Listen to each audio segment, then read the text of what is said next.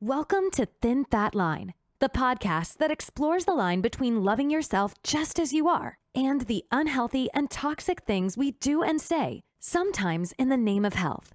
Hosted by Whitney Andrews, a girl who has been coming to terms with her own journey of health and self-love for as long as she can remember. Warning, the following conversations may be triggering and may discuss sensitive topics. Please move forward as you feel comfortable. The goal of this podcast is to create a conversation and community of support and understanding. Welcome to Thin Fat Line. Hello.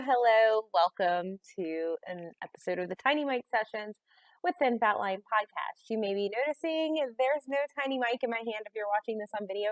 The tiny mic is missing. I have no idea where it is. And so we're going to work to find it. But until then, I'm using these old school Apple headphones, and I'm recording on my computer because it only has an aux end that'll fit in my computer. So that's where we are right now. So I apologize if you're watching on YouTube for the quality of the video. If you're listening to this on anywhere you get podcasts, you'll know the sound quality is a little different than our normal sessions because I'm recording in tiny mics and not in a great studio that we work out of otherwise. But I wanted to kind of talk about some things and lead up to some episodes that I want to talk about coming up.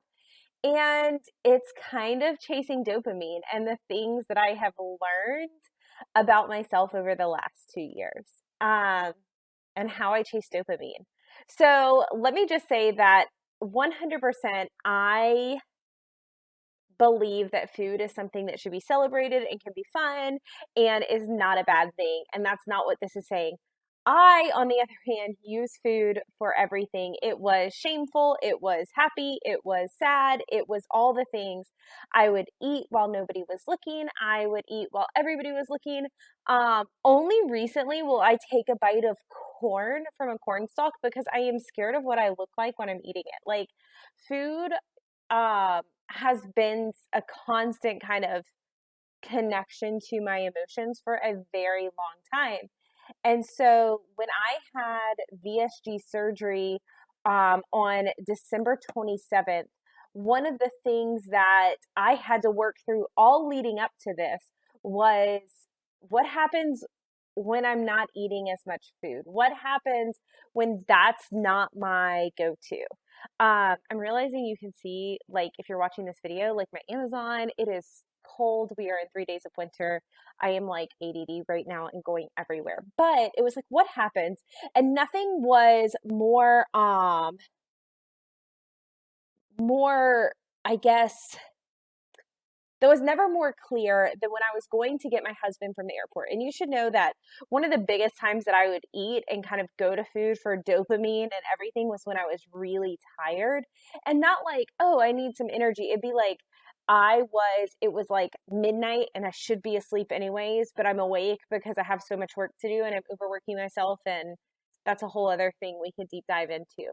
But I was going to get my husband from the airport and I was bored. I was in the car, and on the way there I passed Cholesterol Corner, which is a corner that we call that because it has a McDonald's, a Taco Bell, a Cane's, which if you're not local, it's fried chicken fingers. It started in Baton Rouge, Louisiana. A Taco Bell, Burger King, Sonic. I probably renamed something. It has 1, 2, 3, 4, 5, at least 5 fast food restaurants. And you go down a little ways, and then I pass 1, 2, 3 more, and I turn, and then I pass 1, 2, 3 more, and then I go down a little ways, and I pass 5 more. And so 5 more fast food. So that's over 10 fast food restaurants in a very short amount of time. And normally I'd be oh, let me stop at one and I'm going to grab a Coke, or I'm going to grab fries. I'm going to grab a little snack. And I found myself I wonder if there's anything that I could grab there that wouldn't work against me in the surgery that I just had. And it was such a bizarre feeling because it was me recognizing where my brain went, where I went. To me, food is a comfort and it should be with me at all times. Like people have favorite sweatshirts. It was like wearing my watch or my wedding bands or anything like that. And it was such a bizarre feeling because I didn't know what to do with it. And I started really evaluating, like, why did I want to stop? Was I hungry or was it head hungry? And I think that's been the most bizarre thing is like defining, is it just something like I feel like food would be like, I wouldn't be as bored or I wouldn't be as tired right now?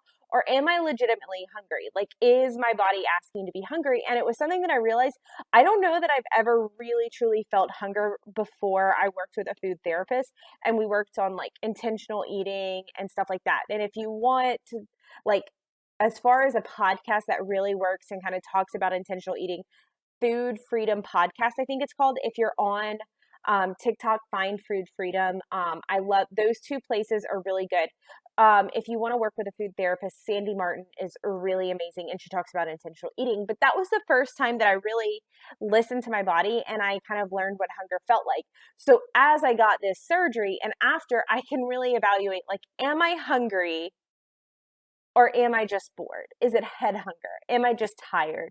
Am I just looking for a dopamine kick? Where am I going to chase dopamine? And look, I truly believe that all of us have like a vice where we chase dopamine. I'm sure you could name yours. But that was mine. So I've been looking for different ways to chase dopamine. And I feel like chase is like a really, now that I think about it, is like a really unhealthy word as it is because it just implies it's like you're never going to catch it. You're never going to get it. It's just there. I want all the blankets. I'm so cold. So if you're watching the video, I'm sorry that you're seeing me like grab all of them. I'm in Louisiana. I'm not meant for the cold. Um, so, I mean, I'm looking for that dopamine. I'm looking for that serotonin release. I'm looking for that excitement. So instead of like what I didn't want to do is like replace this vice with like take on too much at once, which is totally my like kind of ADD personality is I get really excited about something and I start it. But I wanted to be intentional and I wanted to be intentional about things before the surgery. So a couple of ways that I have found that really helped me, and I would love your input on ways that you're kind of like, if there's something that you're like, oh my God, this is a really kind of like serving way that I chase dopamine. So one of the ways is just straight up, if I find myself just mindlessly scrolling on my phone or something like that, or just like sitting in front of the TV watching it, which is totally fine. And I find myself like being like, I'm not even tired. There are things that I want to do or I would feel better moving. Like I really have to evaluate that because I believe there are times to lay on the couch and just allow yourself that rest. I go behind this wall. So behind the wall that way is my pantry if you're watching on video. So behind the wall I'm sitting in front of is my pantry and then a room that has a spin bike in it and my yoga mat and all that stuff. And so I used to turn toward the pantry side and now I find myself if I'm mindlessly doing that, like could I like really kind of low key get on the spin bike, ride a little bit, and would it make me feel better? And I think that's the kicker is like, would it get that blood pumping? Would it be that dopamine? The other thing is like retapping into my creativity. I mean, in a past life, I feel like I was really creative and had all this to offer. And I can tell you that as food started taking over more and more for me, I felt like it was pushing out kind of any creative drive. And I think a lot of that had to do with shame.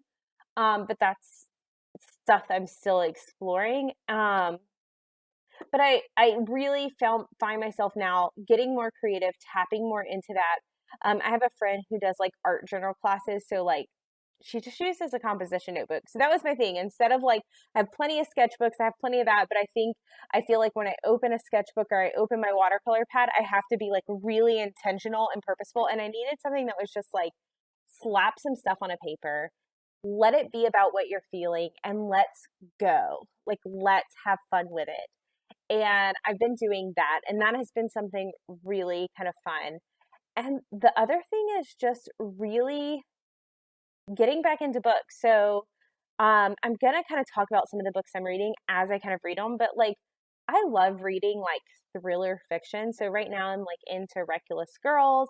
I'm reading another book called My Body. And then I'm also like diving into like some educational books and some like business books. on Audible. So like there's some that I read and some that I listen to. And the other place is I have always wanted to become certified in kids in yoga, but specifically to teach kids because I believe I have a really kind of like unhealthy relationship with movement and kind of like what my body does. And that's something I've been really working hard to repair my relationship with both food and movement. And my youngest daughter loves to do yoga. In fact, right in front of me, I am looking at her yoga mat laid out with like a bolster and a book. And it's just the most precious thing ever. And so I had the opportunity to kind of get in with a class online the other day. It was impulsive. I'm just gonna say it. But and it's really like a go at your own pace class. And so really kind of make a more conscious effort to get back into yoga, to get back into stretching, to get back into the things that my body really wants and that honor my body for what it does and not what it looks like. Because we're just in a sense of I'm in a place of transition. And so how I kind of get that dopamine and chase it, if you will, is looking a little different. So those are kind of some of the ways that I have been replacing the dopamine that I was chasing with food, with kind of things that are a little bit more serving. Because when I was using food to chase dopamine, it was never serving me. It was usually kind of stuff that was fairly toxic to my body. I was choosing things that weren't really intentional. I didn't know the difference between hunger and head hunger. I didn't even know what I was doing half the time. It was mindless. So really getting more intentional about how I do things to serve not only my physical health, but my mental health. And so I guess that's what this tiny mic session is all about. Like, I want to know, like, what are the things that you do that you feel like really serve you and serve you holistically when you're chasing dopamine and that serotonin. I hope that makes sense. I hope you enjoyed this tiny mic session.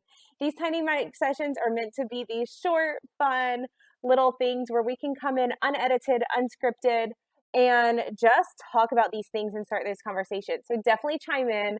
Let me know. Drop some comments wherever you are.